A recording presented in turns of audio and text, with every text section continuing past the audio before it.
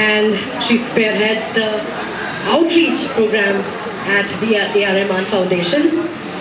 Khatija has also been involved in projects that support Tamil poetry and literature, and we're so happy, Khatija, that you're here today, and we're so happy to be having you converse with your dad.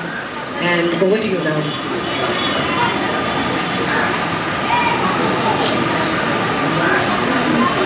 I would like Daddy to come on stage now.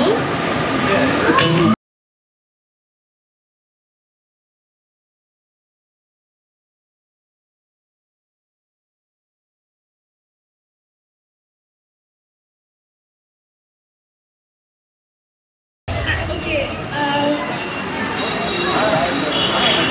this is so awkward. This has never happened. It's really good that we are having a conversation on stage. How are you? I'm very good, thank you. Look at the place we are. It's one of the most special places in the world, I would say, because like Delvika put, there's so much of love, so much of humanity, and so much going on in this place. And this was the most unique thing about Slumdog Millionaire, and the whole world witnessed that. So I'm so happy to come back here, where it was the central point of success, I would say, for Slumdog Millionaire. Being here is so important and iconic for us. Thank you. So yeah, today I'm supposed to interview you, but I thought I'd slightly change the format. So, with all due respect and humility, the world sees you for your awards and accomplishments. But for me, I think the most important thing that you've done as a father is the values you've taught us. So, what I want to say is that your humility matters the most for me. Not an atom of your character has changed ever since you won the Oscars. 10 years back and now you're still the same. It's just that maybe the time you've spent with us has reduced. But I think you're making it up now by taking us on short trips. So one more thing which I want to say is I'm deeply inspired by your generosity.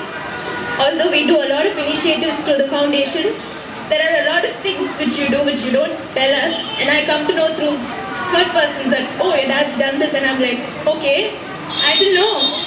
So what you give in your right hand, your left hand doesn't know, and I think you're the perfect example for that. I think this is something which I value my father for the most, than the awards or anything which he has got. And the third thing is your sensitivity and your respect towards people. You don't value people for their background or anything. It's the character which matters and the work which they do. So this important thing which I learned is pay the labourer his wages before his sweat dries. So this is something which my father follows. I'm so proud to say that. He follows the Prophet peace be upon him. So I think this is something which I'm deeply inspired than all the awards or anything which he has won. And what advice would you like to give us in future? Because all three of us are starting our careers. So if you could tell us, that would be really great. And for the rest of the people to take back home today. I don't know, actually I thought you were going to ask me a question.